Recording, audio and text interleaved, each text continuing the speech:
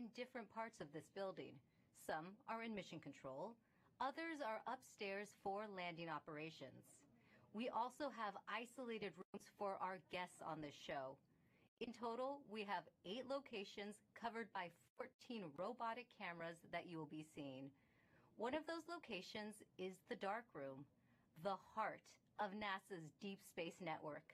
Think of it as a giant communication switchboard. This is where spacecraft phone home to us from across the solar system and interstellar space. The Deep Space Network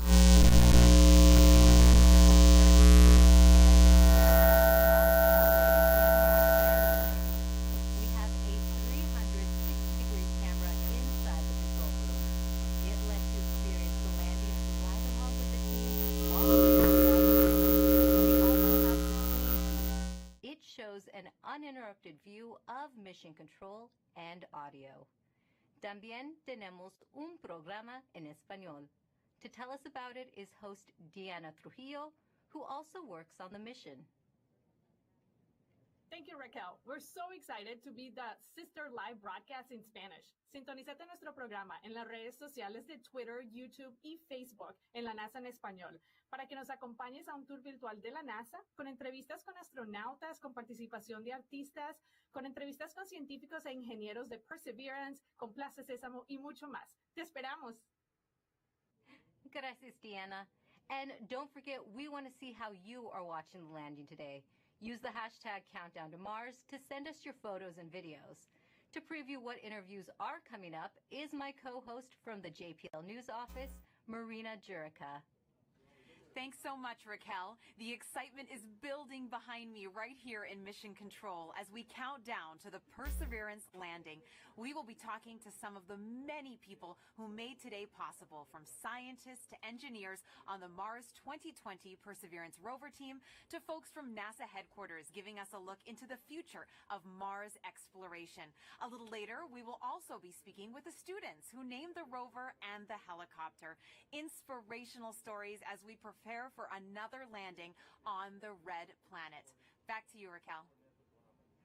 Thanks, Marina. Let's give a shout out to the students around the nation learning about Perseverance's mission to Mars with their teachers. We're happy you're with us on this exciting day.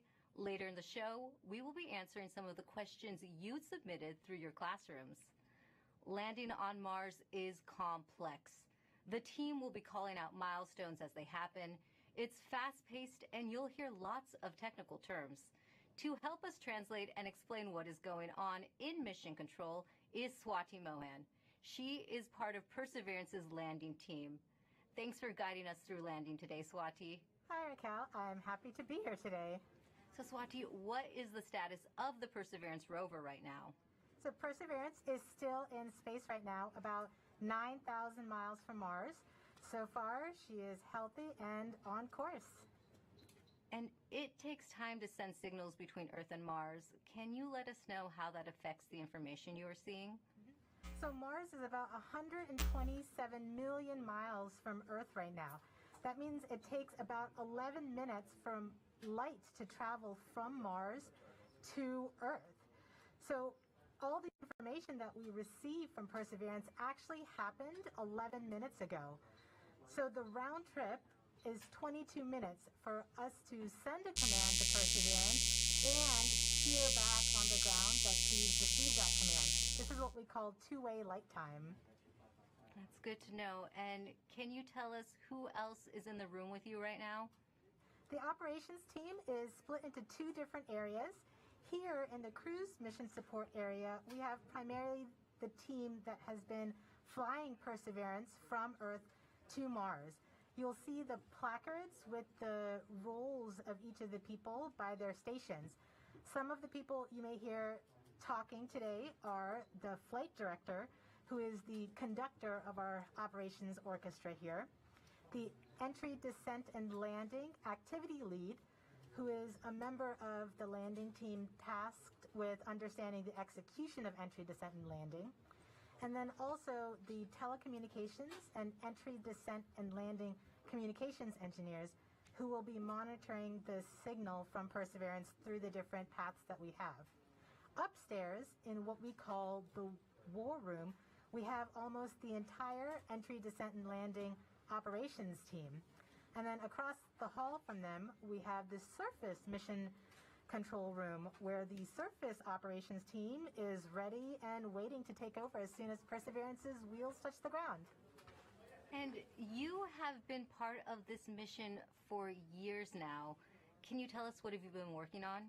I've been working on Perseverance for almost 8 years now as a guidance, navigation, and control engineer, working primarily on entry, descent, and landing. One of my big tasks was to help with terrain relative navigation. Perseverance will be the first mission to fly terrain relative navigation. So while she's descending on the parachute, she'll actually be looking at the ground with a camera, seeing where she is with respect to the Martian surface, and choosing a safe spot to land that she can get to. After so many years of working on the mission, it's an honor to be here today as the mission commentator. We're happy to have you here. Thanks, Swati. We'll be checking back in with you in just a few minutes as Perseverance approaches its next milestone.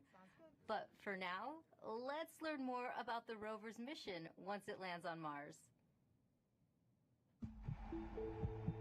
You know, Mars is the closest place that we can reach with robotic exploration that we think had a really good chance of having ancient life. The Perseverance rover will land at a location called Jezero Crater. Jezero Crater is a very interesting place. It's a crater that once held a lake. There are a lot of craters on the surface of Mars that could have once hosted ancient lakes, but not every crater that we think had a lake actually preserves evidence that that lake was there. It had an inflow channel and it had an outflow channel. That means it was filled. The crater was filled with water. In Jezero, we have probably one of the most beautifully preserved delta deposits on Mars in that crater. This is a wonderful place to live for microorganisms, and it is also a wonderful place for those microorganisms to be preserved so that we can find them now so many billions of years later. There is no other place on Mars that has the unique combination of a lake setting, a beautifully preserved delta, and the diverse mineralogy that we have in Jezero Crater. So it's truly a special landing site. The major goal of the Perseverance mission is to investigate astrobiology on Mars, and in particular, to address the question of whether life ever existed on Mars. The Perseverance rover starts with a design that's very similar to Curiosity. We've added to it a whole new set of science instruments, and these science instruments were purposefully selected to help us in the search for biosignatures. We're going to be taking microphones with us. For the first time, we're going to have that human sense on another planet. Perseverance carries with her a grand experiment in spacefaring technology, a helicopter, the name of which is now Ingenuity. One of the major upgrades that Perseverance has from Curiosity is that it's able to self-drive for a distance of up to 200 meters per day. As the rover is driving, it's literally building the map of the road it's driving on Mars. Scientists for years have told us that to really unlock the secrets of Mars, we have to bring samples from Mars back to Earth. So what Mars 2020 is going to do is to drill samples, put them in small tubes. We're going to seal it in its own individual tube. We set them on the surface to provide a target for the second two missions, which hopefully will get in development in the next several years and could potentially get the samples back to Earth by 2031. Perseverance is a very, very profound first step in both our understanding of our place in the universe and a stepping stone towards human exploration on Mars.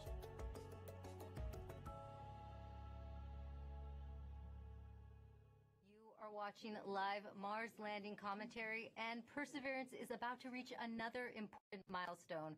Swati, can you tell us what is happening?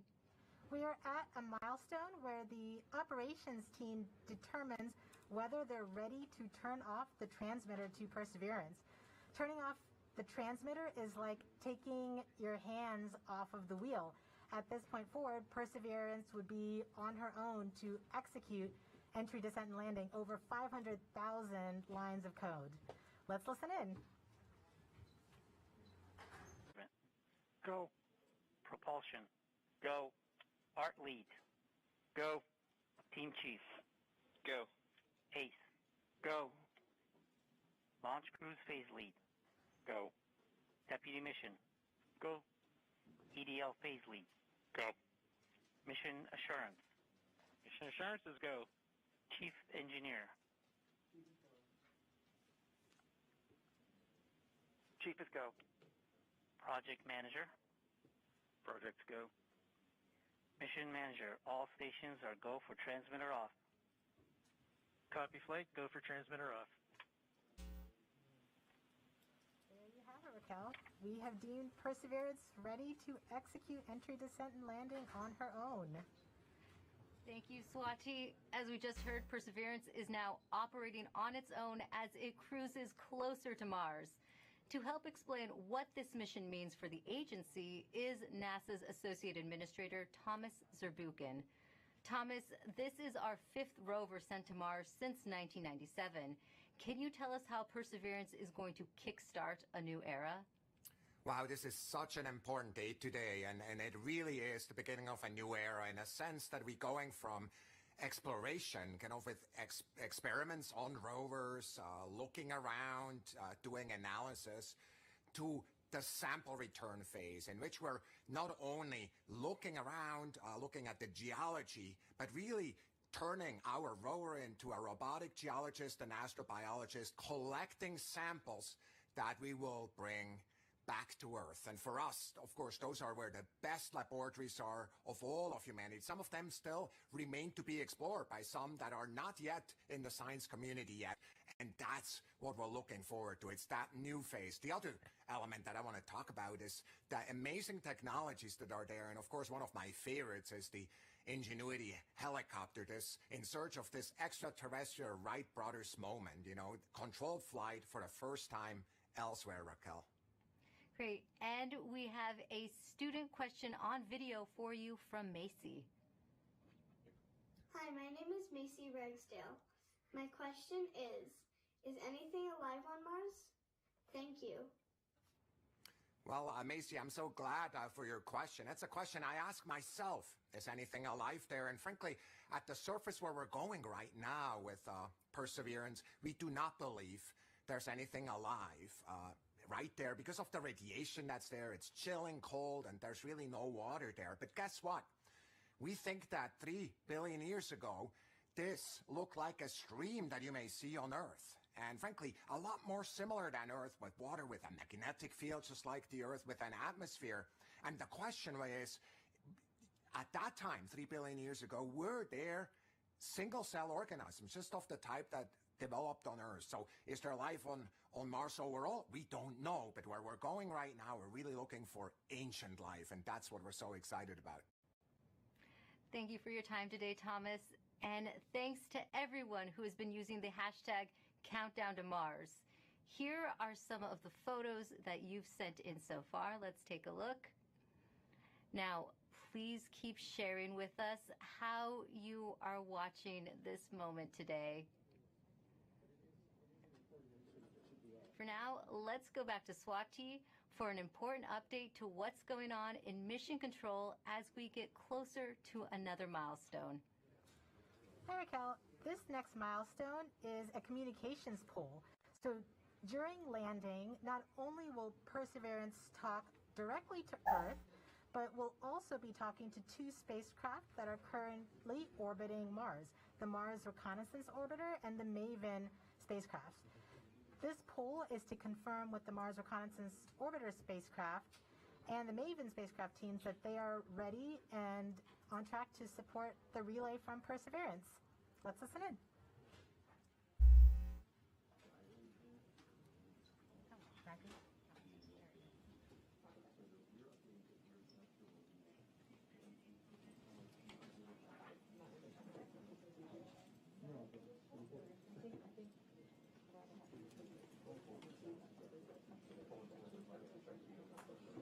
EDL comm flight. Go flight. Have you performed the comm check and readiness of the orbiters?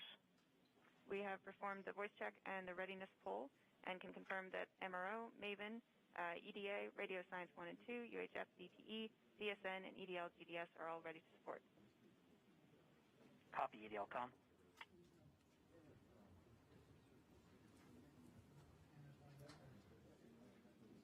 So we've just heard that we have confirmation from each of the different orbiters and all of their support equipment on the ground that they are ready and are on track to support the relay from Perseverance. Great. Thank you, Swati. And we just heard that communications readiness poll, which means we are ready to relay the data Perseverance will send to get a better idea of what the rover looks like as it approaches Mars. We have a NASA program called EYES. The visualization lets anyone watching track Perseverance. Here's how the program works. Follow Perseverance on its journey to the surface of the red planet with eyes on the solar system. From your desktop or mobile device, go to eyes.nasa.gov. Click on the banner, and now you're with Perseverance in real time through every step of EDL, entry, descent, and landing. This interactive experience lets you ride along from whatever perspective you choose. Click and drag, scroll in, scroll out. Check out the descriptions and explanations to increase your EDL expertise. Experience every entry, descent, and landing event precisely designed and executed to land Perseverance safely on Mars. The EYES experience is based on predictive data, but during this broadcast, you'll see a different visualization called Ranger, and it's based on the real communication the team in Mission Control receives from Perseverance in near real time. This is the visualization the team will follow as data fills their screens while monitoring the health of Perseverance on its nerve-wracking course to another successful Mars landing. Enjoy the ride.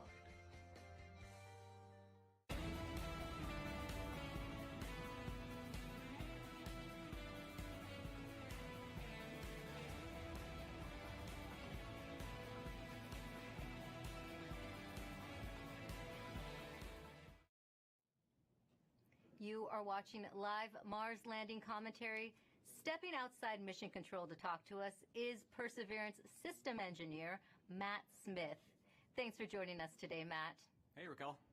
Well, coming from Mission Control, we are going to hear terms related to landing. Can you help us understand what some of them mean?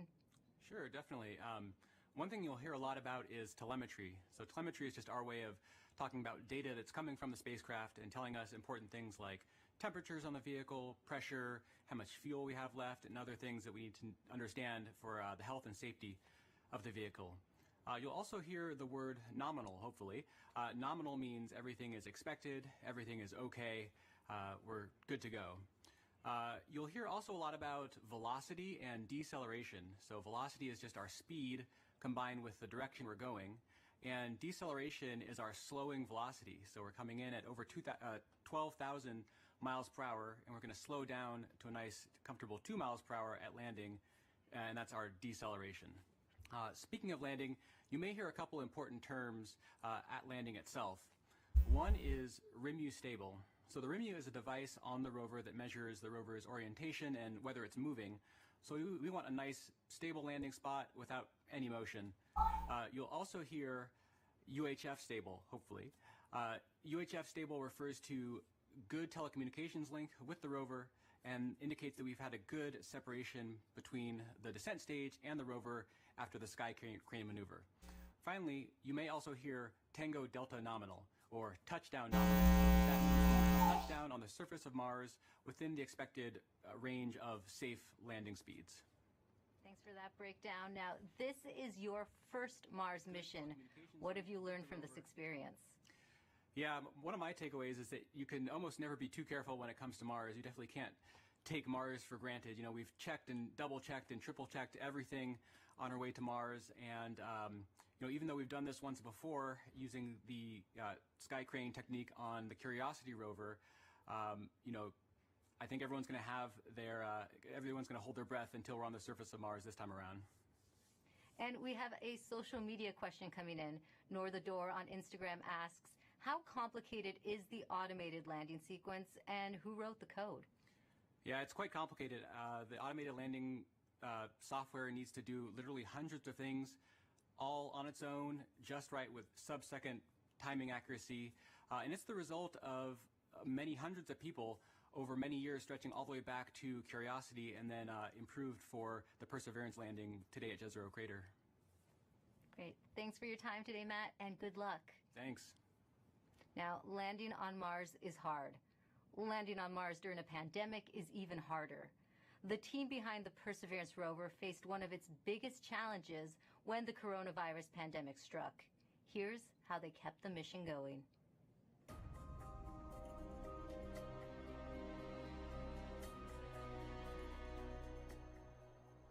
When the pandemic struck, the future was certainly unknown. It was like walking into a blind, dark alley. You didn't know what was there, what was in front of you, what you were going to have to deal with. It's something that nobody expected. It's something nobody could plan for. So we all were asked to start working from home. Rather than your first priority being mission success and getting to the launch pad, your first priority immediately gets displaced, and it's now the safety of the people. And it took a lot of work to put stuff together in order to keep momentum going, to keep people working safely, keep them healthy, and to keep the project on schedule. We called the effort Mars 2020 Safe at Work, and the objective was to keep the team as safe or safer than they would be if they were not working. You know, putting a spacecraft together that's going to Mars and not making a mistake, it's hard no matter what. Trying to do it during the middle of a pandemic, it's a lot harder. And liftoff. As the countdown to Mars continues, the perseverance of humanity launching the next generation of robotic explorers to the Red Planet. Certainly never done something like this before. Try to lead a team that's flying a spacecraft on the way to Mars while getting ready for landing, while doing it all from home. There's no doubt that working in isolation, not virtual isolation, but in physical isolation from everyone else, is a challenge. We had to rethink and redesign what it meant to operate a spacecraft in flight when we couldn't all be in the same room in mission control, seeing the data come down from Perseverance. It was a major change going to that, looking at everyone on a screen instead of in person. Because of the pandemic, you can't just pop over your cubicle wall and talk to the person next to you. It's definitely been a challenge to figure out how to communicate and get everything done remotely, but we've managed to make it work. We are explorers. Our job is to go into the unknown, and this is just another example of the unknown. We're really doing something that's transformative and trying to understand whether or not life evolved on another planet. That's the fundamental objective of this mission. We're all still connected by this incredible mission and this wonderful team that we have the opportunity to be a part of. So that keeps at least me going. Pretty much everybody that I've talked to that's associated with the mission has said the same thing, which is you could not have come up with a better name than Perseverance. It's an amazing serendipity that we get to persevere through working on Perseverance.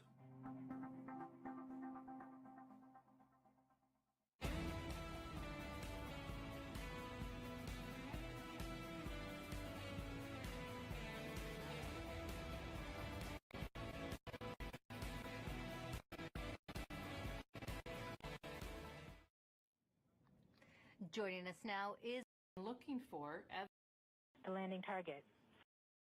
There's definitely this will allow the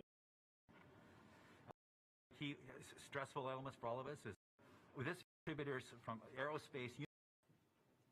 We can't try this on Earth. We can't do. We don't have test pilots to try it out on this planet before the big show. So this vehicle is doing it for the first time. We've done the best testing we can do in bits and pieces, but it's as best as we could do. But I think our team is up to it. This team is the best. It's a diverse, intelligent, amazing group of people. People from all over the world who worked on this, not just here in California, but all over NASA, contributors from aerospace, universities, countries around the world. It is just an incredible, remarkable engineering achievement, and I am just so proud of this team. Thanks, Rob. Now, let's listen back into Mission Control. Right, we're about 14 minutes from entry interface. The vehicle is currently preparing the heat rejection system that has kept the thermal system cool inside the aeroshell for about the last 6 months. This will allow the spacecraft to more easily cut the line in upcoming cruise stage separation, which is under 4 minutes now.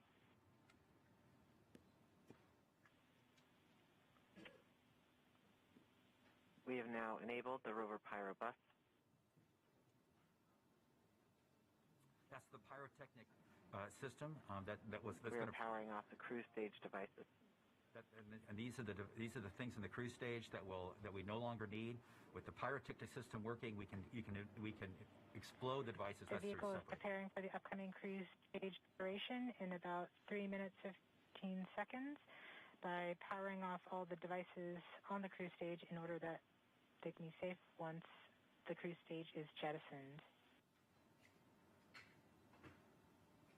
Yeah, this cruise stage has been very reliable. We are firing our first pyros to vent the HRS liquid and gas. This has been the coolant that's kept our vehicle from getting too hot on the way to Mars. We have to vent it into space. And so this is one of the first major events that take place as part of entry, descent, landing. The HRS vent anchor is complete. Yes. We will see the next anchor in approximately 3 minutes. Okay. We are currently 12 and a half minutes from entry interface. We are coming upon cruise stage separation in 2 minutes and 20 seconds. What's happening now, Rob? Okay, well, we're just waiting. The rover is completely in charge. It's doing all the things we've taught it how to do. It's all built into the software. We've tested it over and over and over again. This team has spent 24 hours a day, 7 days a week, testing this thing for years. And so this is really the culmination of all that work. So this vehicle is getting ready to push that cruise stage away. Once it gets pushed away, the entry system with the rover inside, with the rover still in charge, is going to get ready to take the vehicle, turn it to the right orientation, and aim it to Mars, and prepare for entering the atmosphere. 24 hours a day, 7 days a week, testing this thing for years. This won't be long. Be prepared for this event. We're about a minute and a half from cruise stage separation, about 11 minutes, 20 seconds from entry interface. The entry system, okay, so it's about 10 minutes from cruise stage separation until entering the top of the atmosphere. From then on and out, things happen fast to Mars, and prepare for entering the atmosphere. Telecom is confirming that the spacecraft has switched to broadcasting tones. These tones are received directly from Perseverance, but have very limited information content. We won't receive real-time information until about 9-10 minutes from now, once the Mars Reconnaissance Orbiter starts relaying information from Perseverance. We are under a minute from cruise stage separation, about 10 and a half minutes from entry interface. It's getting exciting. I have to admit, I am quite anxious, but very hopeful that this machine is going to do what we asked it to do. We're seeing the heartbeat tones. Okay, that means that there's no more ones and zeros coming. It's just the vehicle telling us it's still alive.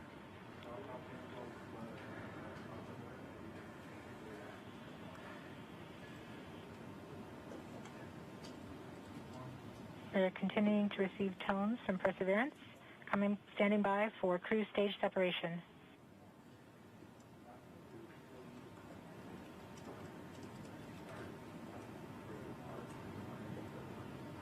That means that there's no more ones and zeros coming. It's just the vehicle telling us it's still alive.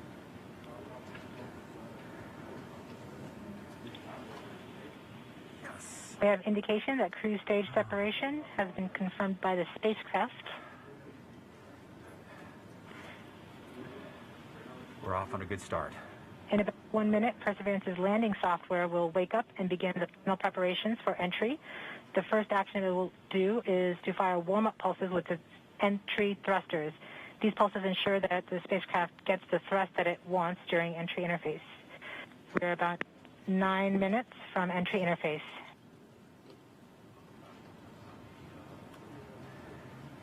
Okay, so now the vehicle's on its own. It's turning itself into the direction of facing the heat shield toward Mars, and we'll eventually hitting the top of the atmosphere. We're not far away. This is going to go very quickly from here on out.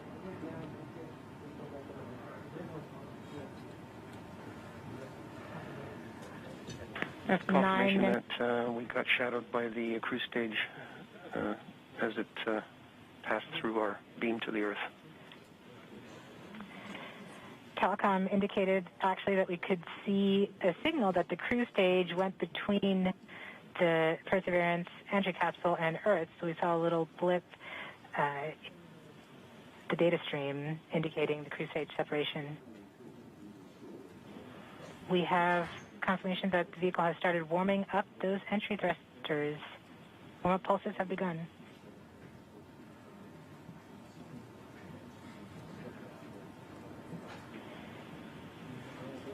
At this point, the spacecraft is trying to stop its spin from the cruise 2 revolutions per minute down to 0, and then we'll turn to a desired orientation from entry.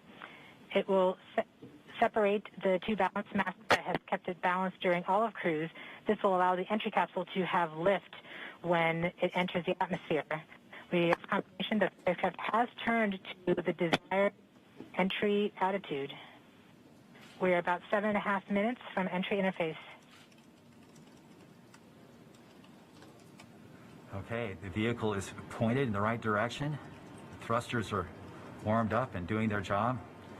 And now we've spun down from the 2 revolutions per minute that the vehicle had the whole way to Mars as a spin-stabilized spacecraft. And then from here on out, it's going to just be a bullet, and it's going to control its orientation and attitude via rockets on the back of that back shell. Points carrier lock. The DTE from Radio Science from Green Bank reports carrier lock. You see the carrier on the downlink.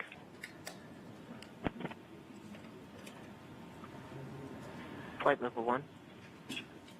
We are continuing to wait for entry interface. We're about 6 minutes and 45 seconds from entry interface. We have confirmation from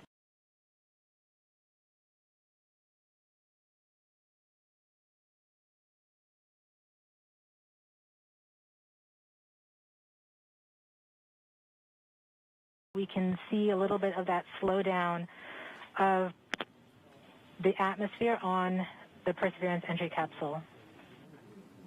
Our current velocity is about 5.36 kilometers per second and an altitude of about 77 kilometers from the surface.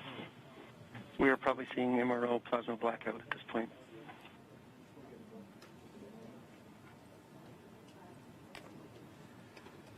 We can see a little bit of that slowdown of the vehicle should be doing its turns right now. MRO has lost lock. Perseverance.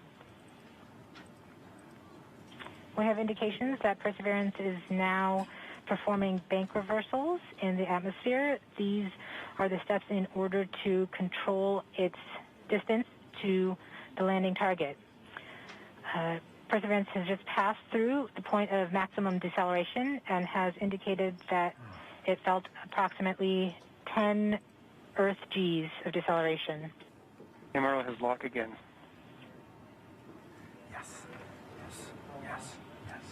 We saw a small outage of the UHF telemetry from Mars Reconnaissance Orbiter during that peak heating phase, likely caused by the plasma blackout. Perseverance is still continuing to perform bank reversals in the atmosphere to control its distance to the landing target.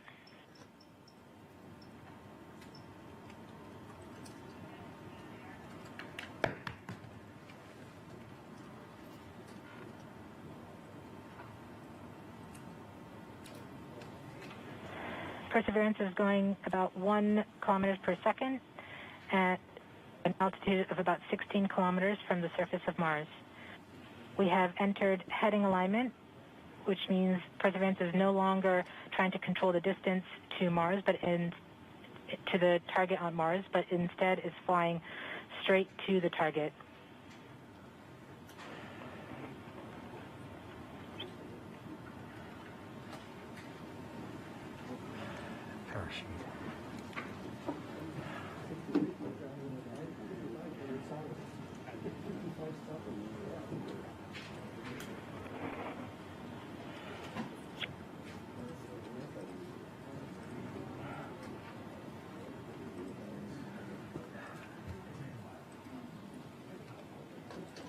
Our current velocity is about 550 meters per second at an altitude of about 15 kilometers from the surface.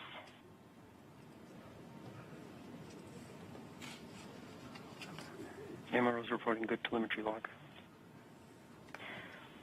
We are coming upon the straighten up.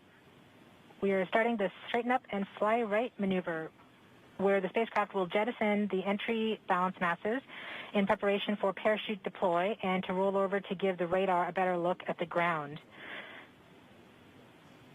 Yes, yes, yes. The navigation has confirmed that the parachute has deployed, and we are seeing significant deceleration in the velocity. Our current velocity is 440 meters per second at an altitude of about 12 kilometers from the surface of Mars.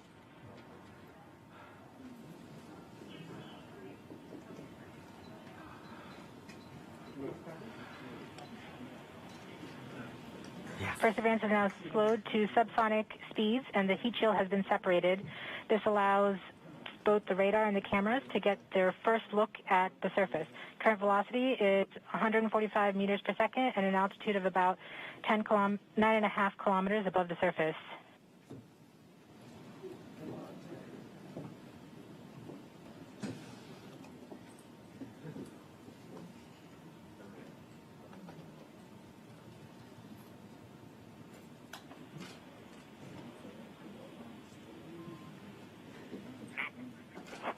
Yes, yes, yes.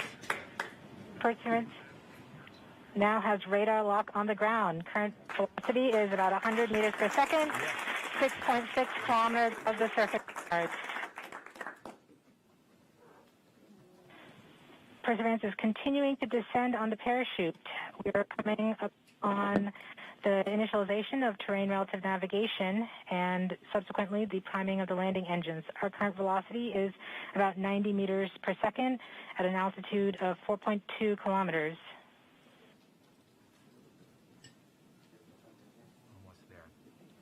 We have confirmation that the lander vision system has produced a valid solution and part of terrain relative navigation. We have priming of the landing engines.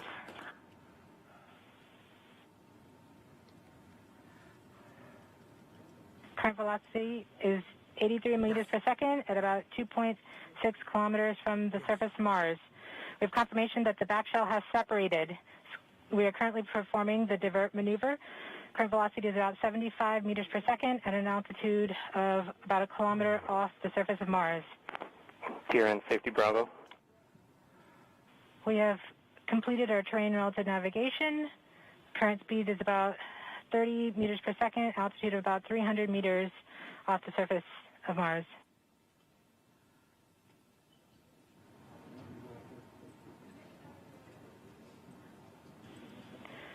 We have started our constant velocity accordion, which means we are conducting the sky crane, about to conduct the sky crane maneuver. We've lost direct to Earth tones. As expected. As expected. Sky crane maneuver has started. About 20 meters off the surface.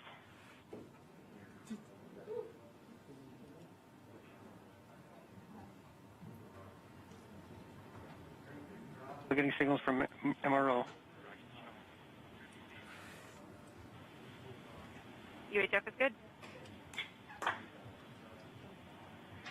Touchdown confirmed. Perseverance safely on the surface of Mars, ready to begin seeking the sands of past life.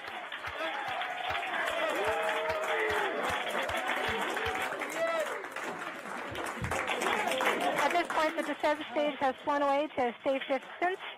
Perseverance is continuing to transmit direct through Mars Reconnaissance Orbiter to Earth.